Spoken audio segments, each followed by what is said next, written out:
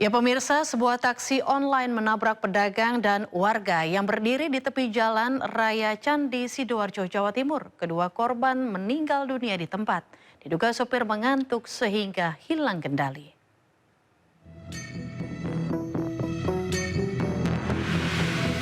Kamera pengawas merekam detik-detik saat taksi online menabrak pedagang sayur dan warga di Sidoarjo, Jawa Timur. Mobil melaju dalam kecepatan tinggi sebelum hilang kendali dan menabrak dua orang. Namun usai menabrak, mobil tak langsung berhenti. Kedua korban sempat terseret beberapa meter sebelum mobil ini menabrak sebuah minibus di tepi jalan.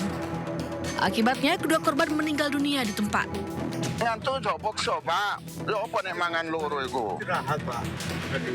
Saat diperiksa, pengemudi mengaku mengantuk dan tidak sadarkan diri saat menabrak kedua korban. Kurang lebih setengah 5 subuh. Ya. Kan kendaraan dari selatan melaju ke utara itu sangat kencang, Mas. Terus ada di CKP itu ada orang penjualan sayur sama orang pembeli. Lalu habis ditabrak itu kurang lebih berapa meter keseret ke utara. Saat ini pengemudi masih diperiksa di Polresta Sidoarjo bersama barang bukti yaitu mobil dan motor yang ada di lokasi. Sementara jenazah kedua korban telah dimakamkan oleh keluarganya.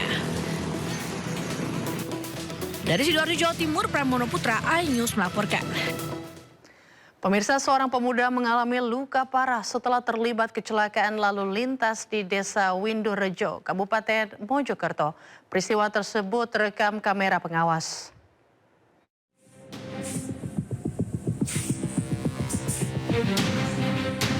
Dalam rekaman kamera pengawas, korban terserempet mobil dan jatuh membentur aspal di Jalan Raya Windorejo, Kabupaten Mojokerto. Korban Dana, 26 tahun, warga desa Windorejo, Mojokerto, mengalami luka parah di kepala dan dada. Tim relawan ISM yang datang ke lokasi langsung melakukan evakuasi dan membawa korban ke Rumah Sakit Profesor Dr. Sukandar Mojosari. Jatuhnya itu barengan Pak sama mobil. Mobil. Kalau korbannya berapa orang sih Mas? Satu.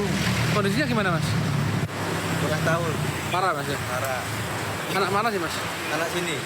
Warga sini? Iya. Dari arah mana tadi Mas? Dari arah timur. Kejadian ini telah ditangani petugas unit Laka Satlantas Polres Mojokerto. Sedangkan kendaraan korban diamankan sebagai barang bukti. Dari Kabupaten Mojokerto, Jawa Timur, Solahuddin, iNews melaporkan. Pemirsa, 6 jenazah korban kecelakaan di Majalengka disambut isak tangis di rumah duka di Kabupaten Karawang, Jawa Barat. Seluruh jenazah langsung dimakamkan di 3 lokasi berbeda sesuai permintaan keluarga.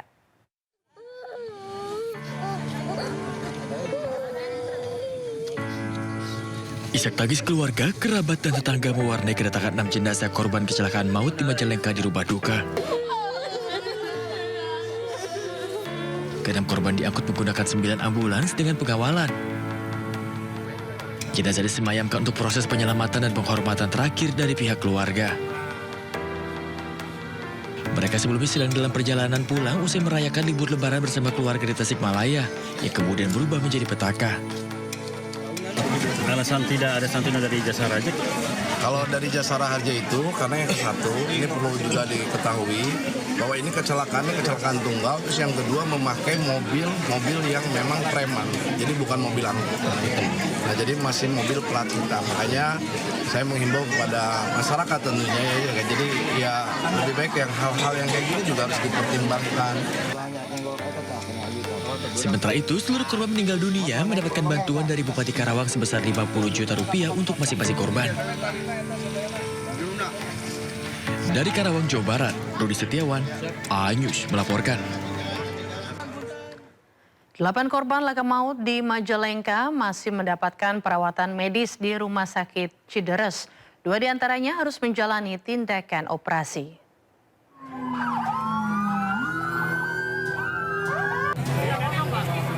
Korban luka-luka dalam kasus kecelakaan maut warga Rengas Dengklok, Karawang masih mendapat perawatan medis di Rumah Sakit Cideres, Kadipaten. 2 korban laka maut diantaranya akan dioperasi di bagian kepala, sedangkan yang lainnya masih dalam observasi medis.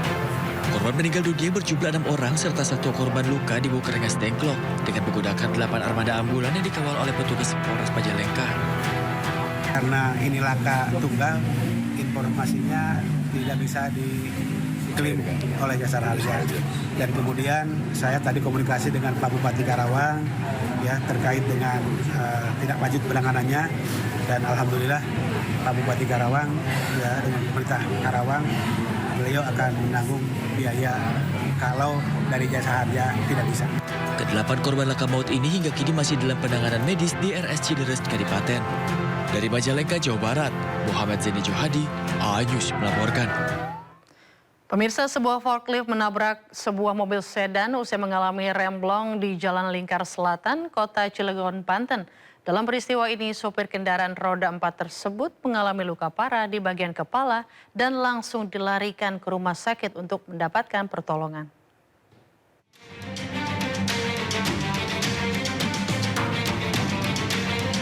Mobil sedan ringsek usai menabrak sebuah forklift di Jalan Lingkar Selatan, Ciwandan, Kota Cilegon, Banten. Pengemudi sedan tidak sadarkan diri, diduga akibat benturan keras. Kecelakaan terjadi juga akibat forklift remblong saat melaju di jalan menurun.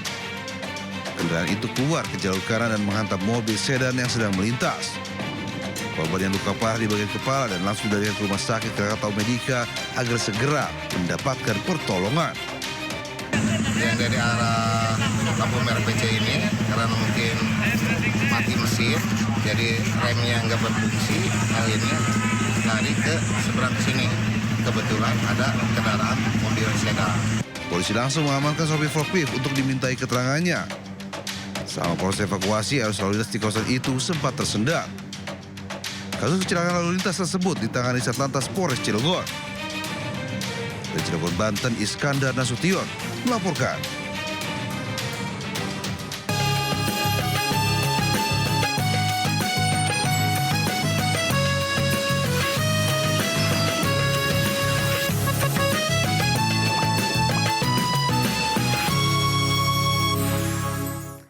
Pemirsa, Kapolri Jenderal Listio Sigit Prabowo resmi membuka rekayasa lalu lintas one way nasional untuk mengurai kepadatan arus balik Lebaran 2026. Peresmian satu arah nasional yang diberlakukan mulai dari kilometer 414 Kalikangkung hingga kilometer 70 Cikampek Utama ditandai dengan flag off di gerbang tol Kalikangkung. Turut hadir Menko PMK Pratikno, Menteri Perhubungan Dudi Purwagandi, Kakor Lantas Polri Irjen Agus Suryo Nugroho, Menteri Kesehatan Budi Gunadi Sadikin, serta Gubernur Jawa Tengah Ahmad Lutfi. Dalam kesempatan ini mereka melakukan doa bersama demi kelancaran arus balik Lebaran 2026. Sebelum peresmian one way nasional, Kapolri juga sempat menghampiri para pemudik dan membagikan paket bingkisan.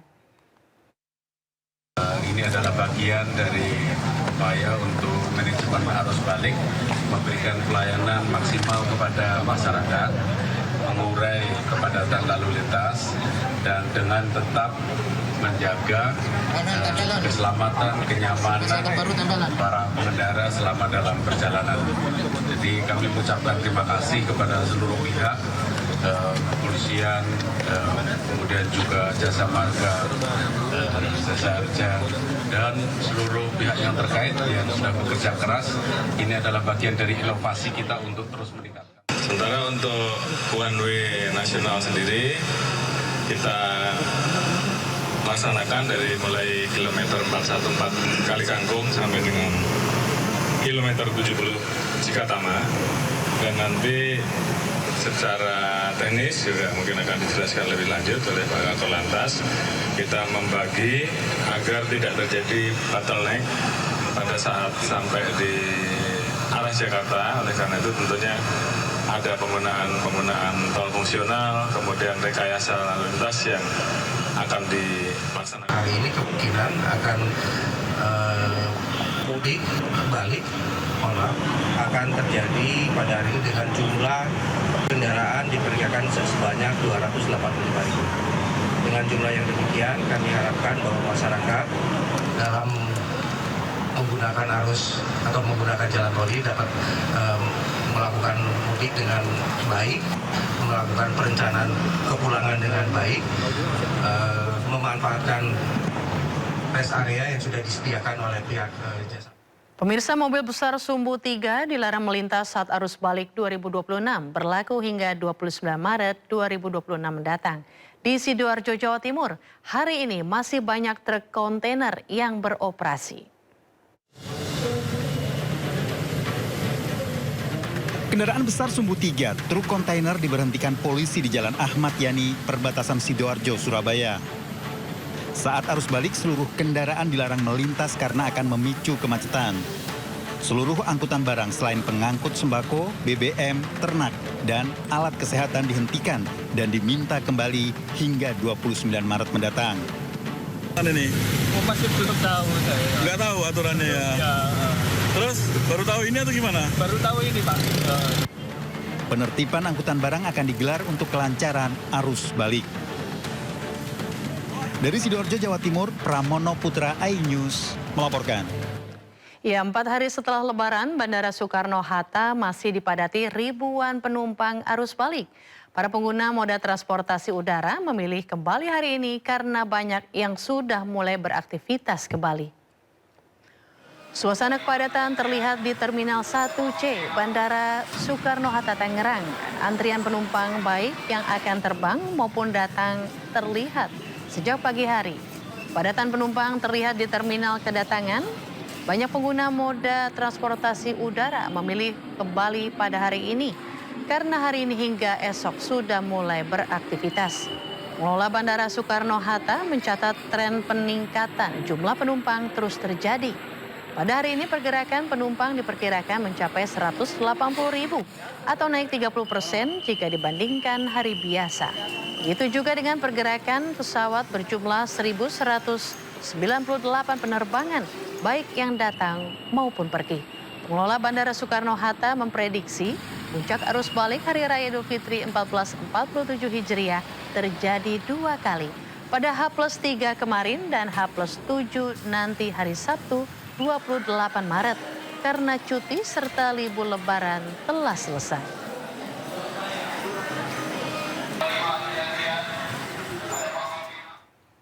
Ya pemirsa, arus balik Lebaran di Terminal Kampung Rambutan, Jakarta Timur mulai ramai pemudik. Sejumlah penumpang sudah tiba setelah merayakan Hari Raya di kampung halaman. Arus kedatangan penumpang berangsur meningkat sejak pagi hari dengan bis antar kota antar provinsi yang masuk ke area terminal membawa pemudik dari berbagai daerah. Sebagian penumpang terlihat turun dengan membawa barang bawaan usai menempuh perjalanan jauh dari kampung halaman. Tidak hanya kedatangan, aktivitas di Terminal Kampung Rambutan juga masih diwarnai oleh keberangkatan para pemudik dari Jakarta dan sekitarnya menuju luar kota Jakarta. Kondisi ini menunjukkan bahwa pergerakan penumpang masih akan terus berlangsung dalam beberapa hari ke depan.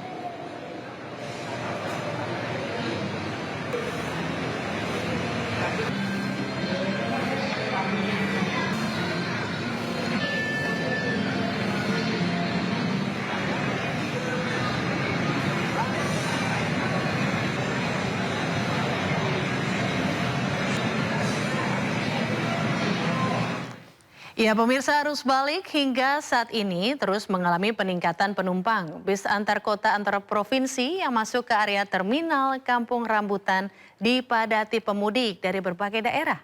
Dan untuk mengetahui kondisi di sana ada rekan Indira Utomo dan juru kamera Laksana Tiara. Selamat pagi Indira, bagaimana kondisi terminal Kampung Rambutan saat ini? Silakan laporan Anda. Selamat pagi Ayu dan juga pemirsa. Untuk gelombang arus balik di Terminal Bis Kampung Rambutan memang berangsur para pemudik ini tiba di Jakarta setelah kembali dari kampung halaman. Dan berdasarkan pantauan kami di lapangan, untuk datanya sendiri hingga pukul 9 tadi berjumlah hampir 4.000 penumpang yang tiba di Kampung Rambutan dengan total 97 bis yang masuk ke area terminal. Penumpang yang tiba di Terminal Kampung Rambutan ini didominasi oleh daerah di Pulau Jawa seperti Malang, Surabaya, Jogja, dan juga Tegal. Arus balik ini diprediksi akan terjadi 2 kali di Terminal Kampung Rambutan, yakni tanggal 25 dan juga 29 Maret. Hal ini dipengaruhi karena adanya perbedaan jadwal dan antara karyawan yang akan masuk kerja dan juga anak sekolah. Bahkan untuk jumlah penumpang yang tiba di Terminal Kampung Rambutan diprediksi akan mencapai angka 6.000. Dan sementara itu untuk keberangkatan ternyata juga masih terlihat di terminal dengan total penumpang yang akan diberangkatkan sekitar 100 dan untuk jumlah bis yang diberangkatkan sebanyak 22 bis. Dan Terminal Kampung Rambutan juga bekerja sama dengan Puskesmas Ciracas begitu menyediakan posko kesehatan apabila nanti penumpang yang tiba merasa kelelahan atau kondisi fisiknya sedang tidak baik bisa melaksanakan cek kesehatan di sini. Sementara itu Ayu. Ya, terima kasih atas laporan Anda, Indira Utomo dan juru kamera Laksana Tiara. Selamat bertugas kembali. Ya pemirsa, kita beralih ke informasi lainnya. Sementara suasana arus balik Lebaran di Stasiun Pasar Senen masih ramai pemudik yang telah tiba di Jakarta. Area kedatangan Stasiun Pasar Senen ramai oleh para pemudik dari berbagai daerah yang baru saja menginjakan kaki di Jakarta. Hingga hari ini jumlah penumpang yang berangkat dari Stasiun Senen mencapai 17.396 orang. Sementara untuk kedatangan jumlah penumpang 18.502. Beberapa penumpang memilih kembali hari ini agar memiliki waktu istirahat yang cukup sebelum kembali beraktivitas normal pada esok hari. Sementara puncak arus balik diprediksi terjadi hari ini.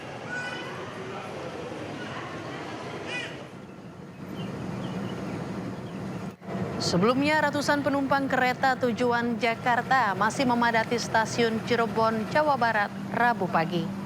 2 kereta api tujuan sejumlah stasiun di Daop 1 Jakarta masih dipenuhi penumpang. Sebagian besar diantaranya merupakan pemudik yang kembali ke Jabodetabek dikarenakan sudah mulai masuk kerja. Namun ada pula yang sengaja balik lebih awal karena sudah melakukan pemesanan tiket sejak jauh hari. Hingga H+4, angka tertinggi penumpang berangkat dari stasiun Cirebon terjadi pada Selasa 24 Maret kemarin dengan jumlah 13.000 lebih penumpang.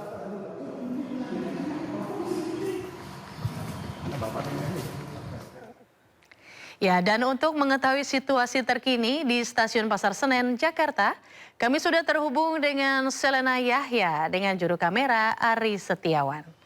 Halo, selamat pagi Selena. Bagaimana situasi terkini di sana? Silakan laporan Anda.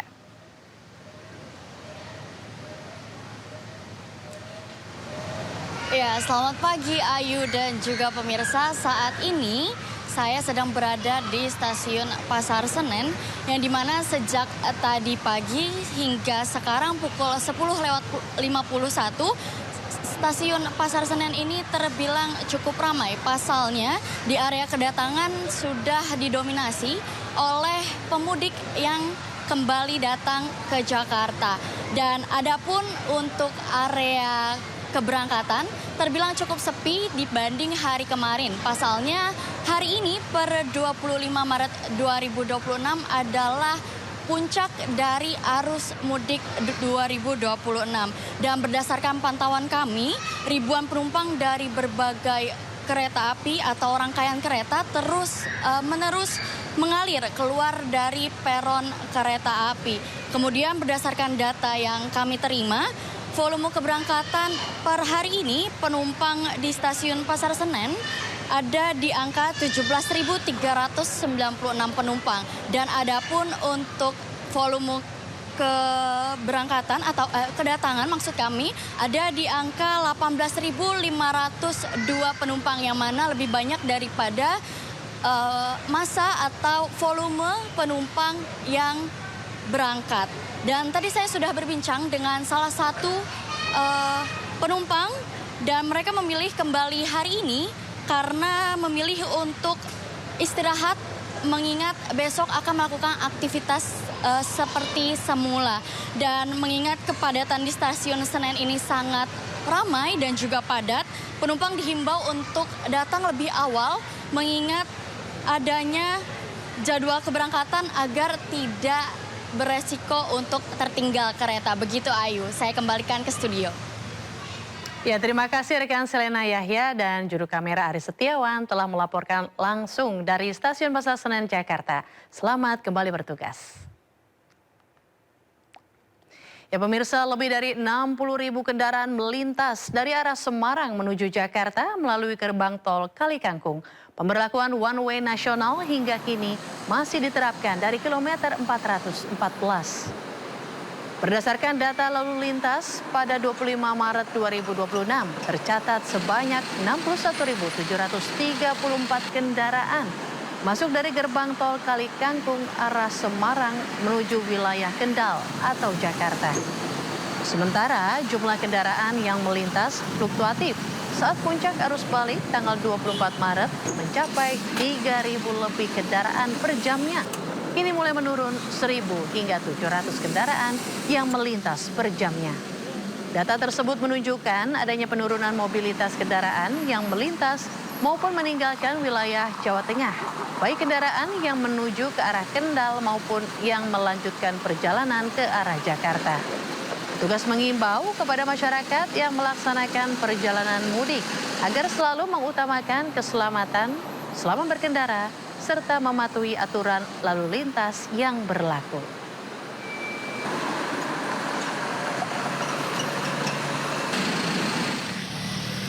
Sementara itu, arus lalu lintas di jalur selatan Lingkar Gentong, Tasikmalaya, Jawa Barat ramai lancar. Diprediksi puncak arus balik di jalur Lingkar Gentong sudah terjadi pada Selasa kemarin. Meskipun arus lalu lintas sudah kembali normal, masyarakat maupun pemudik diimbau untuk tetap waspada dan berhati-hati serta mematuhi rambu lalu lintas.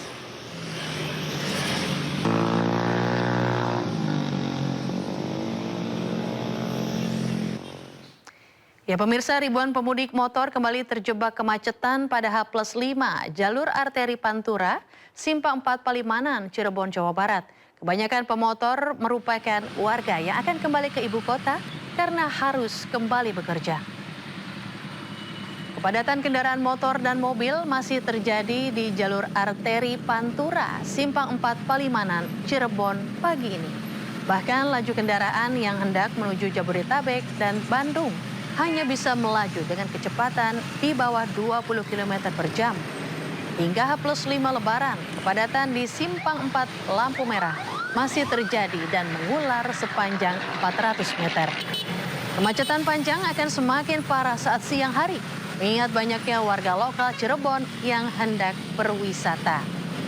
Berdasarkan data Dishub Kabupaten Cirebon, motor yang sudah melintas dari arah Jawa Tengah menuju Jabodetabek rata-rata per 1 jam mencapai 1.100 kendaraan.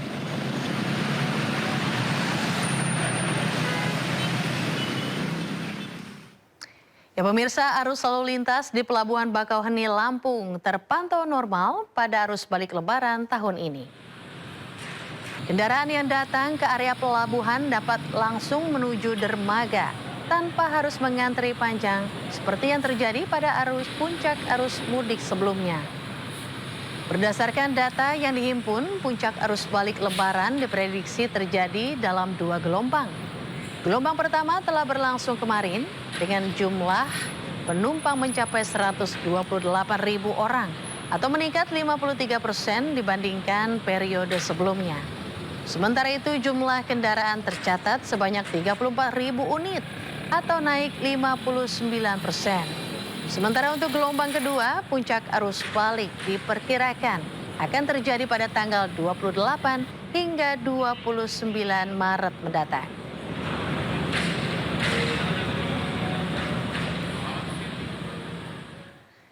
Ya, sementara arus lalu lintas di Pelabuhan Bakauheni Lampung terpantau normal pada arus balik Lebaran tahun ini. Berdasarkan data yang dihimpun, puncak arus balik Lebaran diprediksi terjadi dalam 2 gelombang. Dan saat ini kita sudah terhubung dengan rekan Salam Pulungan dengan juru kamera Suryali Santoso di Pelabuhan Bakauheni. Halo, selamat pagi Salam. Bagaimana situasi terkini di sana? Silakan laporannya. Ya, Ayu dan juga pemirsa, untuk kondisi terkini, situasi arus lalu lintas di kawasan Pelabuhan Bakauheni Lampung saat ini masih terpantau normal di kedua arah. Memang kalau kita perhatikan secara seksama, baik itu kendaraan yang akan menuju ke Pelabuhan Bakauheni Lampung ataupun juga di arah sebaliknya, ini memang masih terpantau normal hingga pagi hari ini. Memang berbeda situasinya kalau kita bandingkan pada hari kemarin, di mana pada hari kemarin ini menjadi puncak arus balik di gelombang pertama di Pelabuhan Bakauheni Lampung, di mana pada hari kemarin ini tercatat ada lebih dari 128.000 penumpang yang telah kembali ke Pulau Jawa di momen arus balik Lebaran 2026 ini, di mana jumlah ini memang meningkat kurang lebih 53% jika dibandingkan dengan periode tahun sebelumnya. Sementara itu untuk jumlah kendaraan juga turut mengalami peningkatan sebesar kurang lebih 34.000 kendaraan telah kembali ke Pulau Jawa di momen arus balik ini, dan jumlah ini juga turut meningkat sebesar 59%. Tentu jumlah volume kendaraan maupun juga penumpang masih akan terus mengalami peningkatan karena memang untuk puncak arus balik sendiri di gelombang kedua ini akan terjadi pada weekend nanti atau di akhir pekan nanti. Dan memang untuk mekanisme dari pemberlakuan skema rekayasa lalu lintas ini memang tidak jauh berbeda dengan penerapan yang dilakukan pada saat arus mudik di Pelabuhan Merak beberapa waktu yang lalu, di mana nantinya juga akan ada delay system, kemudian juga ada titik-titik buffer zone yang disediakan di beberapa titik di rest area, mulai dari rest area kilometer 20, B33, B49, B67B dan juga 87B, di mana pada titik-titik tersebut nantinya arus kendaraan yang akan menuju ke Pelabuhan Bakauheni Lampung dan juga sudah memiliki tiket ini akan diberikan stiker berwarna hijau. Sementara untuk kendaraan yang tidak menuju ke Pelabuhan Bakauheni Lampung ataupun juga kendaraan yang belum mempunyai tiket ini akan diberikan stiker berwarna merah, sehingga dengan demikian ini arus kendaraan yang akan menuju ke Pelabuhan Bakauheni Lampung bisa terkendali dengan aman dan juga tidak menyebabkan adanya antrian kendaraan yang panjang ketika memasuki ke Pelabuhan Bakauheni Lampung ini. Dan memang kalau dari informasi yang kami dapatkan dari pihak PT SDP per hari kemarin ini menyebut bahwa untuk kendaraan yang belum kembali ke Pulau Jawa ada sebanyak kurang lebih 756.000 penumpang yang belum kembali. Sementara untuk total kendaraannya sendiri ini memang masih di angka 202.000 kendaraan yang belum kembali ke Pulau Jawa, sehingga ini memang masih dimitigasi adanya lonjakan ataupun juga peningkatan jumlah volume kendaraan ataupun juga penumpang yang memang ini akan terbagi menjadi ke dalam beberapa sesi, di mana nantinya untuk puncak arus balik sendiri diprediksi di gelombang kedua akan terjadi pada tanggal 28 dan juga 29 Maret mendatang pada akhir pekan nanti. Dan memang kalau dari pantauan kami di lapangan ya, Ayu dan juga pemirsa, bahwa arus kendaraan ini memang masih banyak yang melakukan perjalanan arus baliknya ketika waktu gelap untuk menghindari panas terik matahari yang terjadi di Pelabuhan Bakauheni Lampung ataupun juga di Pelabuhan Merak Banten, yang memang situasinya kalau kita perhatikan dalam kurun waktu 2 pekan terakhir ini yang ada di kawasan pelabuhan, baik itu di Pelabuhan Bakauheni dan juga Pelabuhan Merak, ini memang masih panas. Bahkan ketika kami melakukan peliputan juga untuk suhunya sendiri di kawasan tempat kami melaporkan ini bisa tembus hingga 34 derajat Celcius. Ayu. Ya baik, terima kasih Salam Pulungan dan juru kamera Suryali Santoso atas laporannya. Selamat bertugas kembali. Ya pemirsa, kita beralih ke informasi selanjutnya. Seolah seperti tidak ada obatnya. Horor kemacetan di exit tol di Parungkuda, Kabupaten Sukabumi, Jawa Barat kembali terjadi. Ribuan kendaraan tak bergerak selama berjam-jam hingga menuju arteri Cibadak. Akibat kemacetan, sebuah ambulans pengangkut pasien kritis ikut terjebak tak bergerak.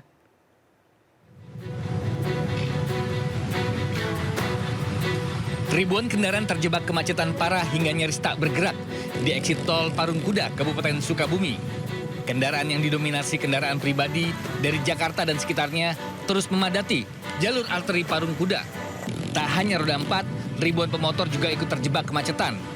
Selain tingginya volume kendaraan, penyebab kemacetan juga disebabkan penyempitan jalan dari exit tol Parungkuda ke jalur arteri. Polisi juga sudah melakukan sistem satu arah untuk mengurai kemacetan. Sementara itu, horor kemacetan di jalur arteri Cibadak terjadi hingga malam hari. Bahkan ambulans yang mengangkut pasien kritis terjebak di tengah kemacetan. Banyaknya pemotor yang menyalip dengan melawan arus memperparah kemacetan yang terjadi di jalur arteri. Bahkan seorang pemudik yang akan menuju Bogor mengaku sudah terjebak 3 jam hanya untuk bisa mencapai Simpang Ratu Cibadak. Padahal jika arus lalu lintas normal hanya setengah jam perjalanan. Dari Sukabumi, Jawa Barat, Budi Setiawan, iNews melaporkan.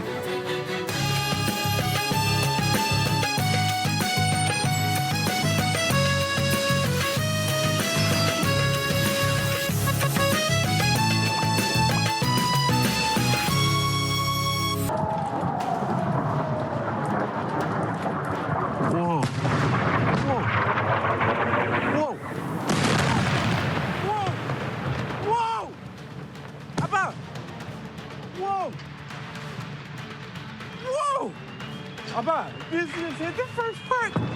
Wow. That is, I just get, wow.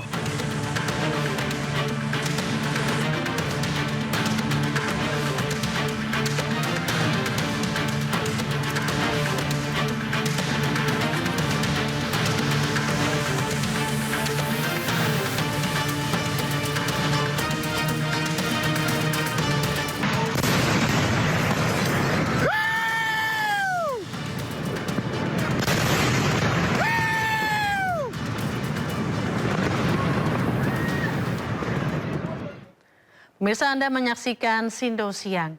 Iran meluncurkan gelombang ke-76 True Promise 4 yang menargetkan fasilitas militer Amerika Serikat di Pangkalan Udara Al-Dhafra, Uni Emirat Arab.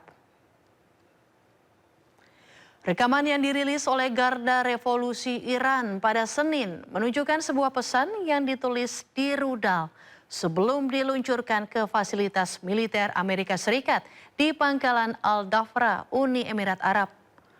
Serangan-serangan Iran juga ditujukan untuk menargetkan fasilitas militer Israel di Tel Aviv, Ashkelon, Haifa, dan Gush dengan menggunakan rudal berat berpemandu jenis Khaybar, Shekan, dan Qiyam.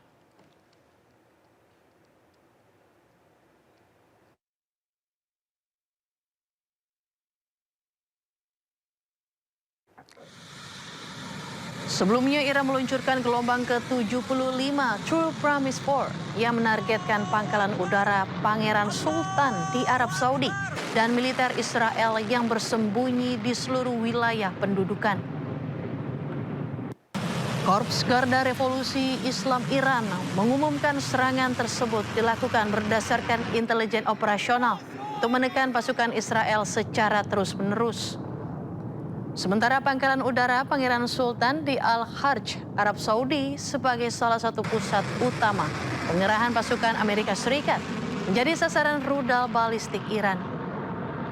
Operasi tersebut dilakukan sebagai penghormatan kepada juru bicara Korps Garda Revolusi Islam Iran, Ali Muhammad Naini, dan Menteri Intelijen Ismail Khatib.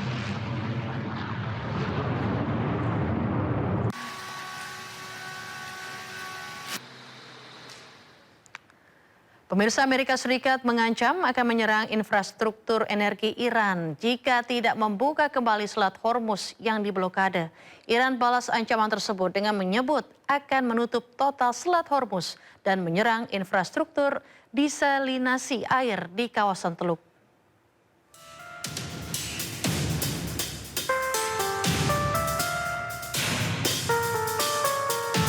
Eskalasi perang di Timur Tengah memasuki babak baru yang berbahaya. Amerika Serikat dan Iran kini saling melempar ancaman untuk menyerang infrastruktur sipil vital. Ketegangan ini memicu kekhawatiran global akan terjadinya kejahatan perang besar-besaran.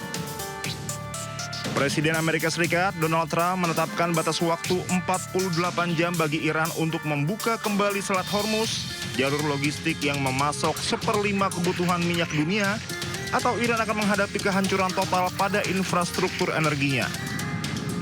Iran tidak tinggal diam. Ebrahim Zolfagari, juru bicara Markas Pusat Militer Iran, mengatakan jika pembangkit listrik mereka diserang, infrastruktur vital di seluruh kawasan Teluk termasuk fasilitas energi dan desalinasi air minum yang krusial bagi negara-negara Teluk akan menjadi target yang sah dan akan dihancurkan secara permanen. لیکن در صورت عملی شدن تهدیدات آمریکا در خصوص نیروگاه‌های ایران بلافاصله اقدامات تنبیهی انجام خواهد شد. 1. تنگه هرمز به طور کامل بسته می شود و تا نیروگاه‌های تخریب شده ما بازسازی نشوند این تنگه باز نخواهد شد. 2. همه نیروگاه‌های برق، زیرساخت‌های انرژی و فناوری اطلاعات رژیم صهیونیستی به طور گسترده هدف قرار خواهند گرفت. 3. همه شرکت‌های مشابه در منطقه که سهامدار آمریکایی دارند به طور کامل تخریب خواهند شد.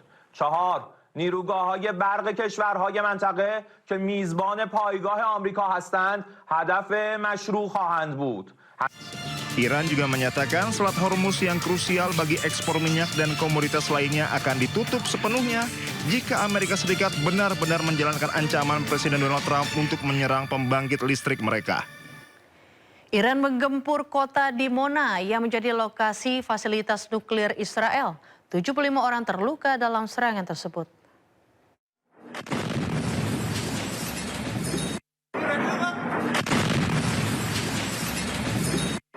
Rudal Iran dilaporkan menghantam sejumlah bangunan di Dimona, Israel Selatan. Selain rumah warga, serangan ini menghantam sejumlah fasilitas nuklir Israel. Sebuah bangunan tempat tinggal di Dimona, Israel Selatan, sedikitnya 70 orang terluka dalam serangan ini. Sejumlah bangunan mengalami kerusakan parah, begitu pula dengan kendaraan yang terparkir di sekitar lokasi terdampak. Tim darurat segera merespon untuk membantu warga dan mengamankan area tersebut. Televisi pemerintah Iran melaporkan bahwa pasukan rudal Iran menargetkan Dimona sebagai tanggapan atas serangan musuh terhadap fasilitas nuklir Natanz.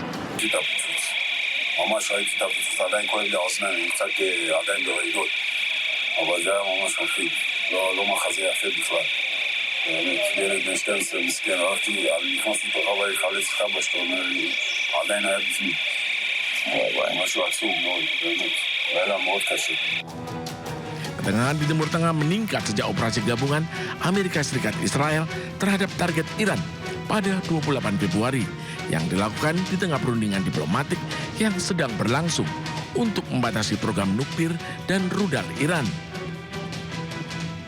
Teheran menanggapi dengan serangan terhadap posisi militer Israel dan Amerika Serikat dengan ledakan dilaporkan terjadi di berbagai negara teluk. Dampak serangan misil Iran menghancurkan bangunan di pinggiran kota Haifa, kawasan pemukim Israel. Puing-puing bangunan berserakan, sementara sejumlah orang terluka. Petugas dikerahkan untuk ke lokasi di kawasan Nesher, pinggiran kota Haifa. Bangunan 2 lantai ini hancur berantakan, tidak lagi bisa ditinggali. Militer Israel telah mengidentifikasi rudal ditembakkan dari Iran ke arah Israel Utara. Meski hancur, namun petugas memastikan tidak ada korban luka akibat serangan tersebut.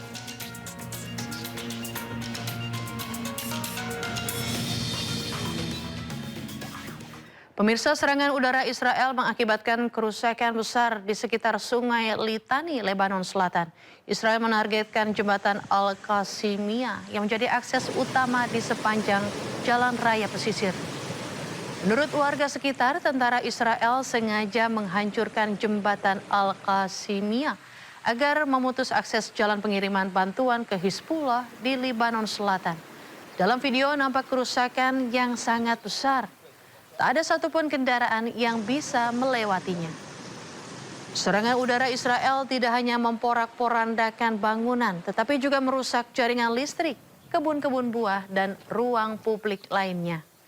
Sebelumnya, Menteri Pertahanan Israel, yaitu Israel Katz, mengatakan ia dan Perdana Menteri Netanyahu telah memberi instruksi militer untuk mempercepat penghancuran ke desa-desa garis depan di Lebanon.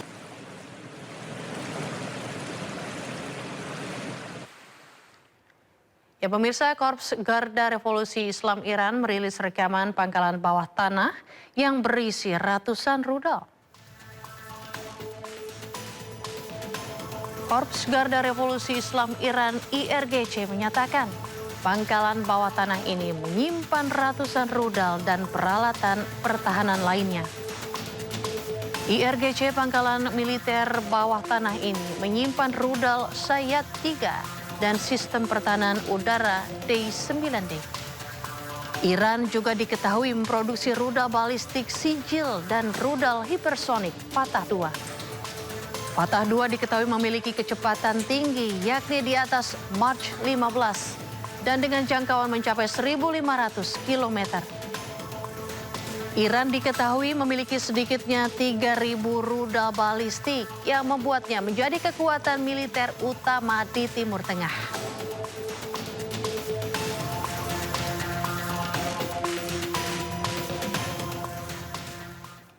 Pemirsa, Amerika Serikat dan Iran saling ancam terkait Selat Hormuz. Amerika Serikat ancam akan hancurkan Iran bila tidak membuka Selat Hormuz. Sementara Iran tegas menyatakan Selat Hormuz ditutup.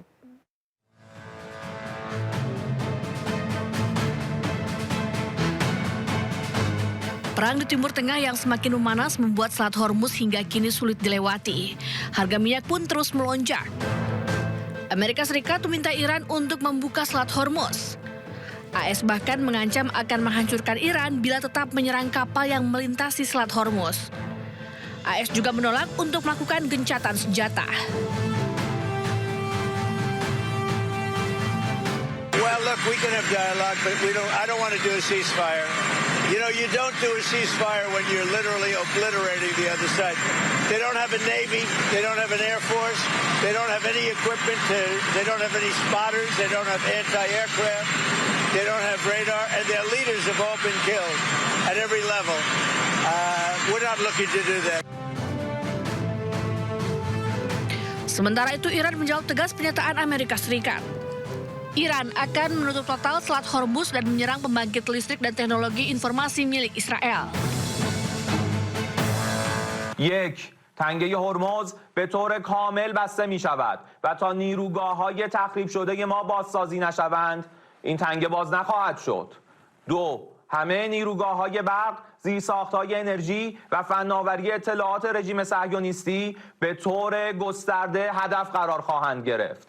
سه، همه شرکت‌های مشابه در منطقه که سهامدار آمریکایی دارند به طور کامل تخریب خواهند شد. Selat Hormuz merupakan titik energi global tempat melintasnya minyak mentah dan gas alam cair dunia. Bila penutupan Selat Hormuz berlaku untuk semua kapal, harga minyak dunia diprediksi akan terus naik. Krisis minyak hingga energi pun mengancam dunia. Militer Amerika Serikat mengklaim kekuatan militer Iran di Selat Hormuz semakin menurun. Serangan Amerika Serikat telah menghancurkan situs pendukung intelijen dan relay radar rudal yang digunakan Iran untuk memantau pergerakan kapal.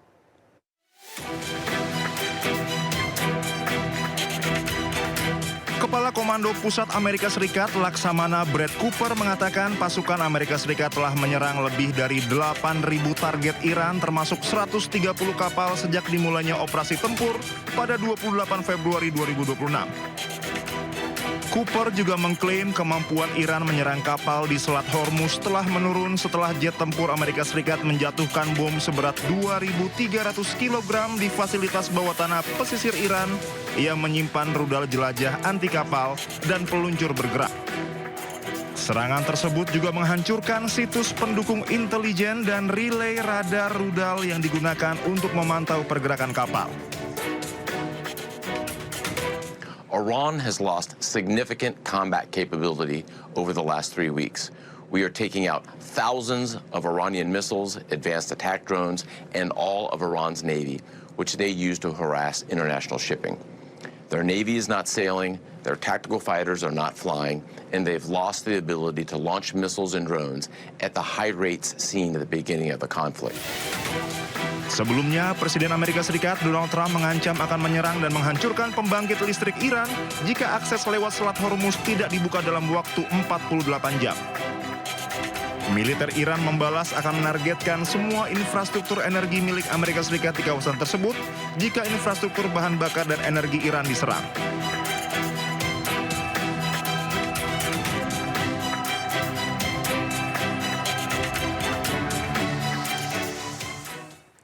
Perdana Menteri Israel Benjamin Netanyahu mengatakan bahwa Israel akan terus menyerang Lebanon dan juga Iran Hal ini disampaikannya justru di saat Presiden Amerika Serikat Donald Trump tengah mengupayakan kesepakatan dengan pemerintah Iran.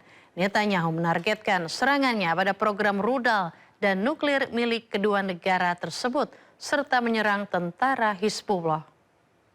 היום שוחחתי עם ידידנו הנשיא טראמפ. הנשיא טראמפ מאמין שיש סיכוי למנף את ההישגים הכבירים של צה"ל וצבא ארצות הברית כדי לממש את יעדי המלחמה בהסכם. הסכם שישמור על האינטרסים החיוניים שלנו. במקביל, אנחנו ממשיכים לתקוף גם באיראן וגם בלבנון. אנחנו קודשים את תוכנית הטילים ותוכנית הגרעין עד דק וממשיכים לפגוע קשות בחיזבאללה.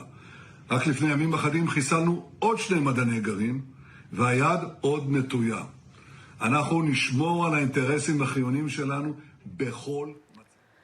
Ya, 4 ambulans yang terparkir di luar sinagog milik organisasi relawan Yahudi di London dibakar orang bertopeng. Akibat kejadian ini, warga komunitas Yahudi di lokasi merasa tidak aman.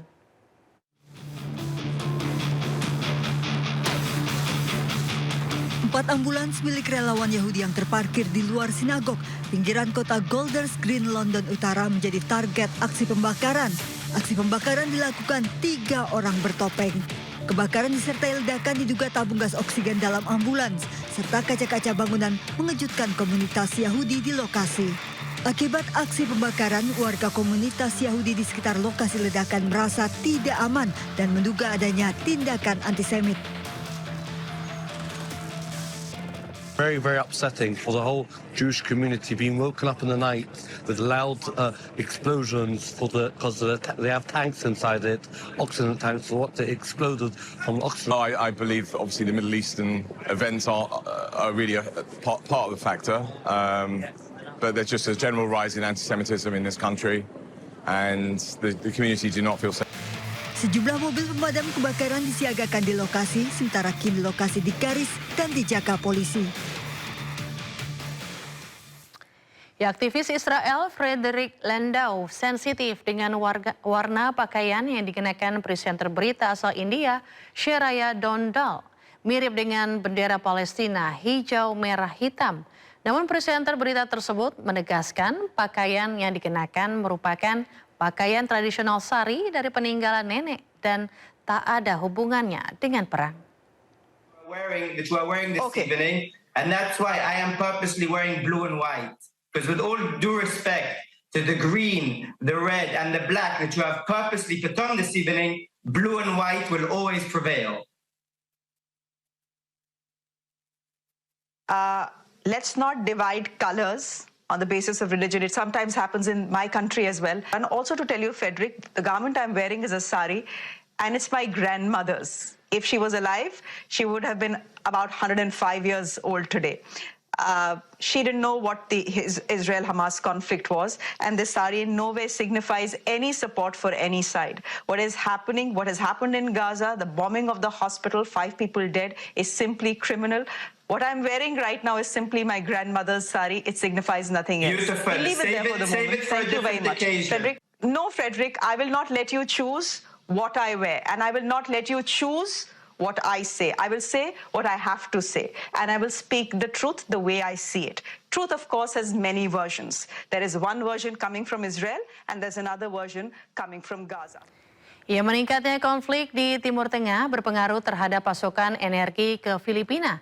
Tayal Presiden Filipina Ferdinand Marcos Jr. menetapkan status darurat energi nasional di negaranya selama 1 tahun penuh.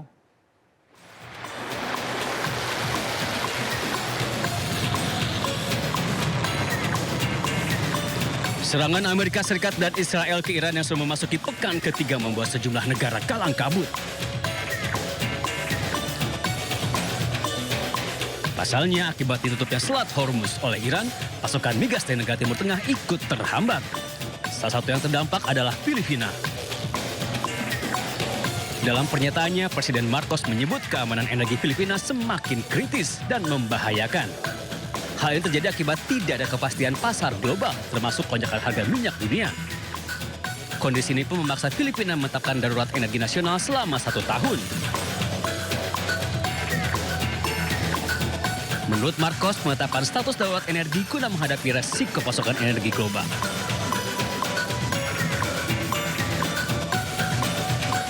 Selain itu, Filipina juga mengaku hingga saat ini cadangan bahan bakar hanya cukup untuk 45 hari ke depan.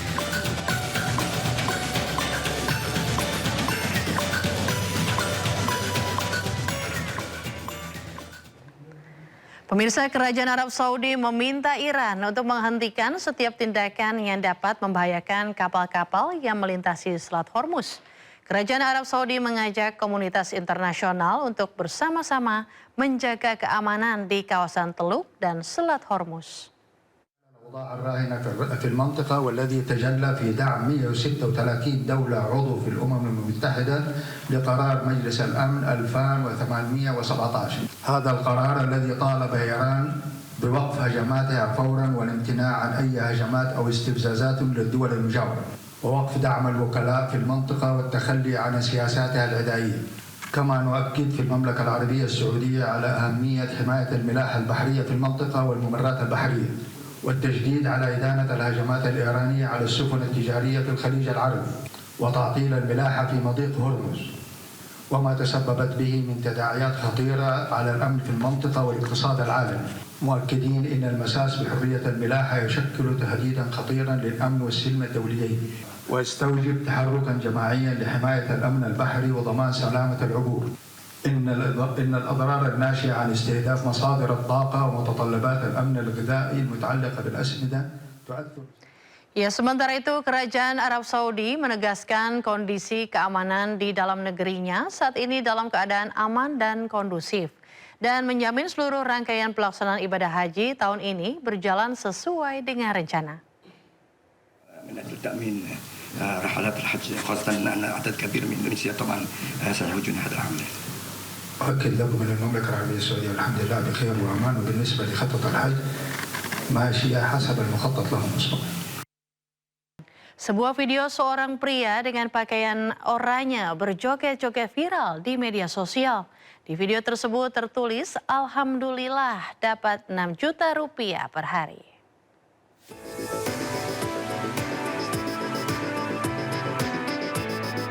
Inilah video aksi seorang pria berkaos oranye yang berjoget-joget viral di media sosial. Dalam video yang beredar, pria tersebut bernama Hendrik Irawan, mitra MBG Batu Jajar, dengan keterangan menerima insentif 6 juta rupiah sehari dari MBG. Namun Hendrik menegaskan bahwa tidak mengunggah video itu di medsos pribadinya.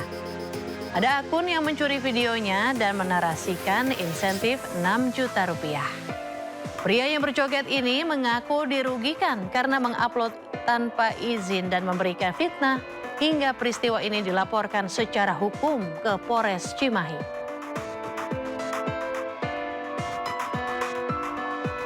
Bahwa saya dirugikan gitu ya. Dan hari ini ada 2 akun yang saya laporkan. Sementara itu, akibat aksi joget dan viral di media sosial, sejumlah influencer membuat parodi jogetan di akunnya. Seperti yang diupload di akun Harry Hore.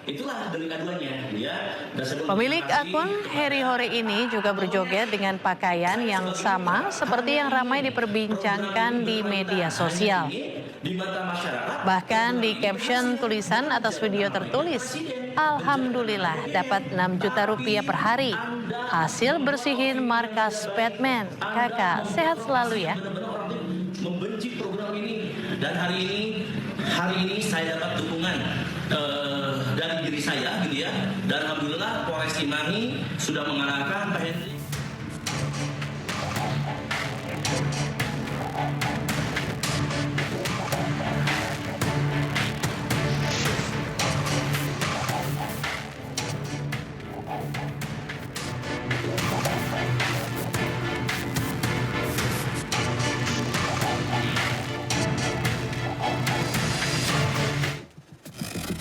Ya, sama seperti Harry Hore di akun media sosial Apos Hutagaul.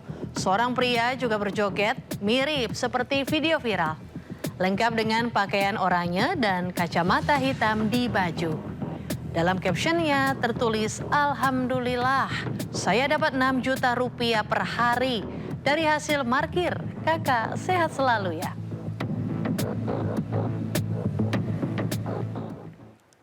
Pemirsa, ex-Menteri Agama Yakut Khalil Qomas alias Gus Yakut kembali ditahan di rutan KPK. Sebelumnya KPK mengalihkan status Gus Yakut menjadi tahanan rumah atas permohonan keluarga.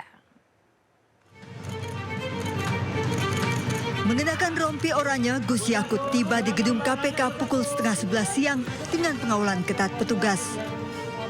Gus Yakut mengaku bersyukur bisa berlebaran dan sungkeman dengan ibundanya. KPK menahan Gus Yakut pada 12 Maret 2025, namun 5 hari berselang keluarga Gus Yakut mengajukan permohonan tahanan rumah dan dikabulkan KPK. Status tahanan rumah Gus Yakut baru diketahui publik setelah istri ex-Wamenaker Immanuel Ebenezer mengungkap kepada awak media. Dari status tahanan rumah untuk kembali menjadi tahanan rutan KPK. Dalam prosesnya kemudian dibutuhkan pemeriksaan kesehatan oleh tim dokter dan dari tadi malam hingga pagi ini tim dokter masih terus melakukan serangkaian tindakan pemeriksaan kesehatan di Rumah Sakit Bayangkara, Jakarta Timur. Rencananya KPK akan kembali memeriksa Gus Yakut sebagai tersangka kasus korupsi kuota haji Rabu 25 Maret. Dari Jakarta, Tim Liputan iNews melaporkan. Pemirsa, kita beralih ke informasi lain. Menteri Sekretaris Negara Republik Indonesia Prasetyo Hadi memastikan pemerintah saat ini tengah mematangkan rumusan kebijakan WFH bagi aparatur sipil negara maupun swasta.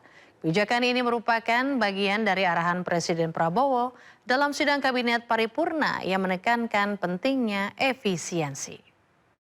Jadi sebagaimana disampaikan Bapak Presiden pada saat sidang Kabinet Paripurna bahwa kita sedang merumuskan beberapa kebijakan dalam rangka untuk kita mulai menyadari bahwa kita semua harus bersama-sama untuk mengefisienkan diri kita ya, dalam hal bekerja. Bukan berarti ada masalah terhadap pasokan BBM sebagaimana yang terus kita sampaikan bahwa insya Allah pasokan BBM tidak ada masalah, pasokan BBM aman, tetapi kita ingin menjadikan momentum ini bagian dari untuk kita mengkoreksi diri, memperbaiki diri, ya, mengefisienkan diri dan mungkin dalam waktu dekat rumusan kebijakan itu akan kita finalkan dan kita sampaikan kepada masyarakat. Berkenaan dengan yang tadi disampaikan itu adalah salah satu saja, salah satu bentuk mungkin akan diberlakukan untuk work from home paling tidak satu. Ya, Menteri Keuangan Purbaya Yudi Sadewa tampil mengenakan baju baru selama hari Lebaran. Menariknya, tak seperti pejabat yang kerap membeli pakaian mewah, Menkeu mengaku baju barunya beli di Tanah Abang dengan harga terjangkau. Menteri Keuangan Purbaya Yudi Sadewa mengaku senang karena merayakan Idul Fitri dengan pakaian baru. Purbaya mengaku pakaian barunya ini dibeli di Tanah Abang dengan harga sekitar Rp125.000. Uniknya, Purbaya tak malu mengaku menawar harganya supaya lebih murah sedikit dengan alasan jajaran menteri hari ini harus lebih irit. Tak hanya dengan baju baru, Purbaya juga memiliki hobi baru di hari Lebaran. Purbaya live di media sosial dan mendengarkan keluh kesah pelaku usaha di Indonesia. Ia mendengarkan pelaku usaha yang kesulitan akibat kehadiran pedagang dari Cina langsung. Modal besar, terutama ya pedagang dari China langsung Pak mereka. Ini di mana ya? Marketplace yang mana yang begini? Semua Pak, semua marketplace sama Pak. Jadi mereka tuh kan layernya paling besar tuh kan mereka importir, mereka buka di marketplace tuh mereka sebagai official store Pak. Jadi kalau mereka sebagai official store itu ya akan mendominasi Pak gitu. Harganya bisa lebih bersaing dan lain-lain Pak. Itu yang menyebabkan itu kita sebagai pedagang-pedagang yang kecil itu ya nggak mungkin bisa bersaing Pak, dari segi harga, dari segi support udah putus Pak. Itu yang menyebabkan sebenarnya online itu bukannya membangun UMKM Pak, jujur saja tuh on e-commerce itu. Arus lalu lintas di ruas tol Cipali mulai terpantau ramai lancar. volume kendaraan yang melintas Cikopo Palimanan menuju Jakarta sudah mulai menurun. Volume kendaraan yang melintasi tol Cikopo Palimanan menuju Jakarta terpantau mulai menurun. Sebanyak 35.000 kendaraan telah melintas di ruas tol Cikopo Palimanan menuju Jakarta. Dari angka tersebut menunjukkan adanya penurunan volume kendaraan sebesar 2% dari hari sebelumnya. Sistem rekayasa lalu lintas one way atau satu arah juga masih terus diberlakukan hingga waktu yang belum ditentukan.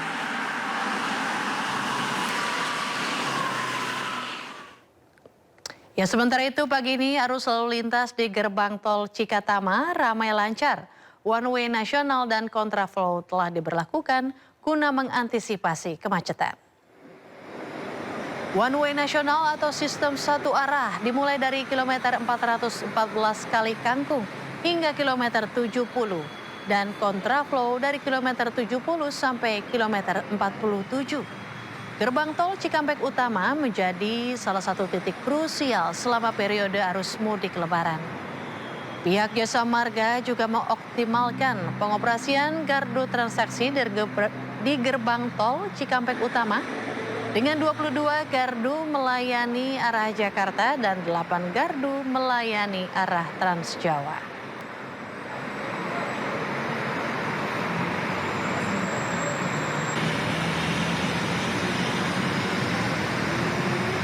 Orang pada habis sepertinya.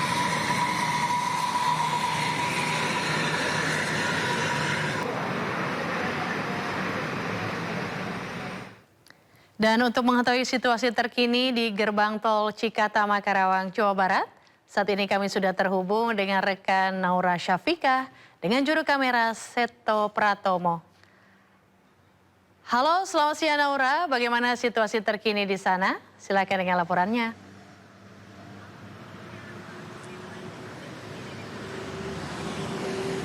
Selamat siang Ayu dan juga pemirsa, arus lalu lintas di gerbang tol Cikampek Utama di siang hari ini terpantau ramai dan juga lancar. Meskipun hari ini merupakan prediksi dari puncak arus balik, namun memang dari Jasa Marga bersama dengan pihak kepolisian ini sudah memiliki beberapa antisipasi dari kemacetan dan juga kepadatan, yaitu ada one way nasional dan juga kontraflow.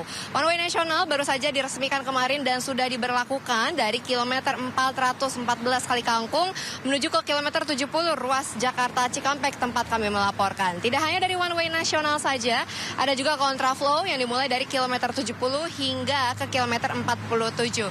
Namun kalau kami pantau di siang hari ini untuk kontraflow sedang ditutup karena memang sedari kemarin ini menerapkan sistem buka tutup situasional melihat dari situasi arus lalu lintas yang berada di ruas tol Jakarta Cikampek. Tidak hanya dari skema lalu lintas saja yang diterapkan guna mengantisipasi kemacetan, dari pihak Jasa Marga Tol Trans Jawa juga sudah mengoptimalkan dengan memberikan 22 gardu tol sebagai pelayanan kepada para pemudik yang melintas dari arah Tol Trans Jawa menuju ke Jakarta melalui gerbang tol Cikampek Utama. Dan di siang hari ini memang untuk kendaraan pribadi dengan plat B mendominasi bersama dengan bus antar kota, antar provinsi. Dan kalau dari prediksi di hari ini memang sekiranya akan ada lebih dari 200.000 kendaraan yang akan melintas di puncak arus balik Lebaran 2026. Dari Jasa Marga juga sudah memprediksi untuk gelombang selanjutnya dari puncak arus balik yang akan jatuh di tanggal 28 dan 29 Maret. Sehingga di hari ini pun juga sudah diberikan informasi terkait dengan penerapan diskon tarif tol, yaitu dari tanggal 26 hingga 27 Maret sebesar 30% bagi para pemudik yang melintas dari gerbang tol Kali Kangkung secara terus-menerus ke gerbang tol Cikampek Utama. Dan Ayub dan juga pemirsa, kembali diingatkan kepada para calon pemudik yang akan merencanakan jadwalnya untuk kembali ke Jakarta bisa menghindari tanggal-tanggal puncak arus balik agar terhindar dari kemacetan. Sementara itu Ayu kembali ke studio. Ya, terima kasih rekan Naura dan juru kamera Tri Julianti telah melaporkan langsung dari gerbang tol Cikatama, Karawang, Jawa Barat. Selamat kembali bertugas.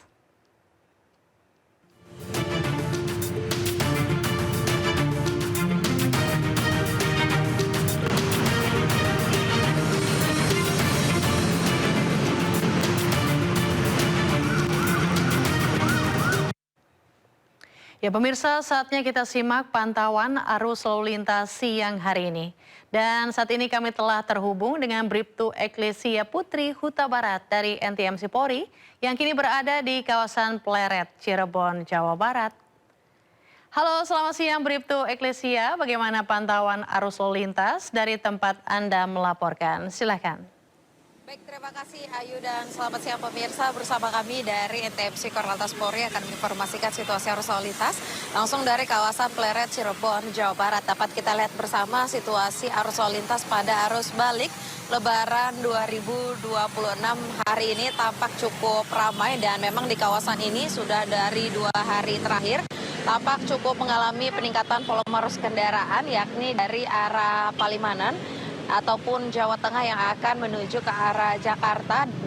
Melalui pantauan udara kami pada siang hari ini tampak cukup ramai dan terus bertambah jumlah volume arus kendaraan dengan didominasi oleh kendaraan roda 2 di mana memang di jalur ini banyaknya dilintasi oleh pengendara roda 2 yang akan balik menuju ke arah Jakarta ataupun Bandung. Dan tidak kalah di arah sebaliknya dari arah Jakarta ataupun Bandung dan pusat kota Cirebon yang akan menuju ke arah Jawa Tengah, baik Tegal maupun Semarang juga tampak cukup ramai dan terus mengalami peningkatan volume arus kendaraan di mana pada siang hari ini didominasi oleh kendaraan pribadi roda 4, bus dan juga angkutan barang. Hal ini dikarenakan dari one way nasional yang berlaku di jalur tol sehingga kendaraan dari arah Jakarta yang menuju ke arah Jawa Tengah semua melalui jalur arteri Pantura. Ini menghimbau kepada seluruh pengendara yang melintas di kawasan ini untuk tetap berhati-hati karena banyaknya aktivitas masyarakat di kawasan ini.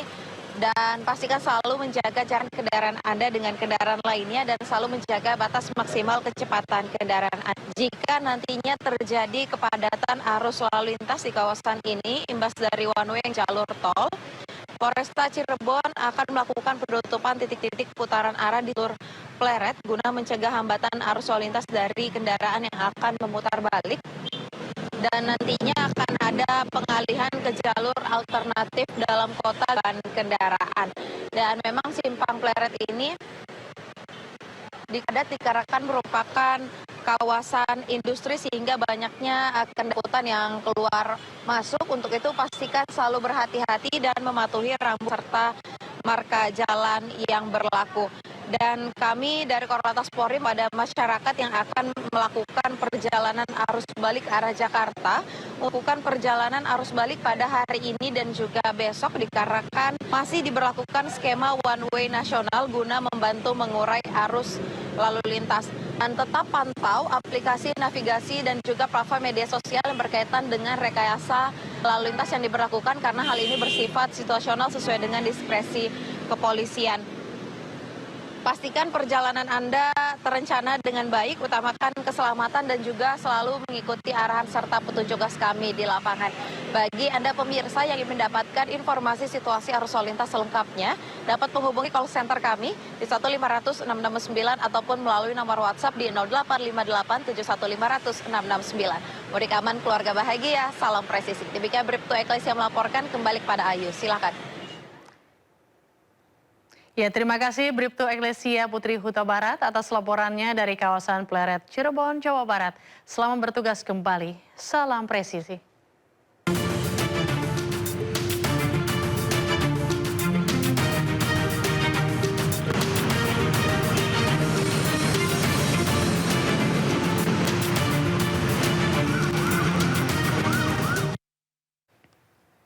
Pemirsa, 4 hari setelah Lebaran, Bandara Soekarno-Hatta masih dipadati ribuan penumpang arus balik. Para pengguna moda transportasi udara memilih kembali hari ini karena banyak yang sudah mulai beraktivitas. Suasana kepadatan terlihat di Terminal 1C Bandara Soekarno-Hatta, Tangerang, Banten. Antrian penumpang baik yang akan terbang maupun datang terlihat sejak pagi hari. Padatan penumpang terlihat di terminal kedatangan. Banyak pengguna moda transportasi udara memilih kembali hari ini karena hari ini hingga esok sudah mulai beraktivitas. Pengelola Bandara Soekarno-Hatta mencatat tren peningkatan jumlah penumpang terus terjadi. Pada hari ini pergerakan penumpang diperkirakan mencapai 180.000 atau naik 30% jika dibandingkan hari biasa. Begitu juga dengan pergerakan pesawat berjumlah 1.198 penerbangan, baik yang datang maupun pergi. Pengelola Bandara Soekarno-Hatta memprediksi puncak arus balik Hari Raya Idul Fitri 1447 Hijriah terjadi 2 kali pada H+3 kemarin dan H+7 nanti hari Sabtu 28 Maret karena cuti serta libur lebaran telah selesai.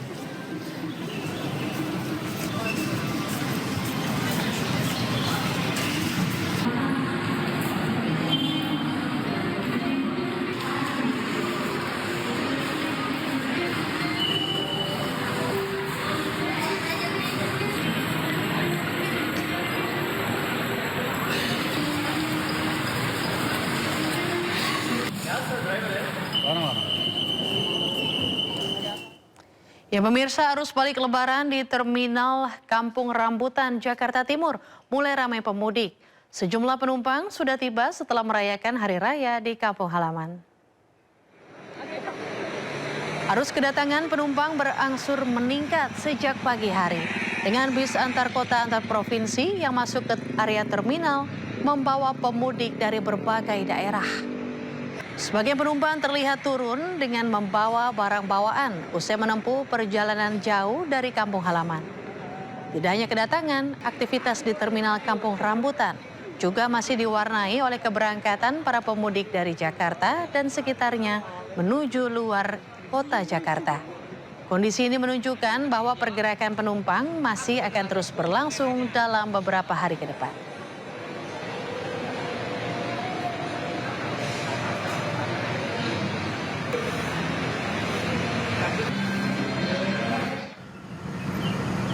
Sebelumnya ratusan penumpang kereta tujuan Jakarta masih memadati stasiun Cirebon, Jawa Barat, Rabu pagi. 2 kereta api tujuan sejumlah stasiun di Daop 1 Jakarta masih dipenuhi penumpang.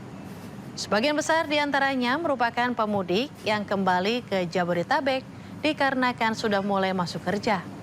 Namun ada pula yang sengaja balik lebih awal karena sudah melakukan pemesanan tiket sejak jauh hari.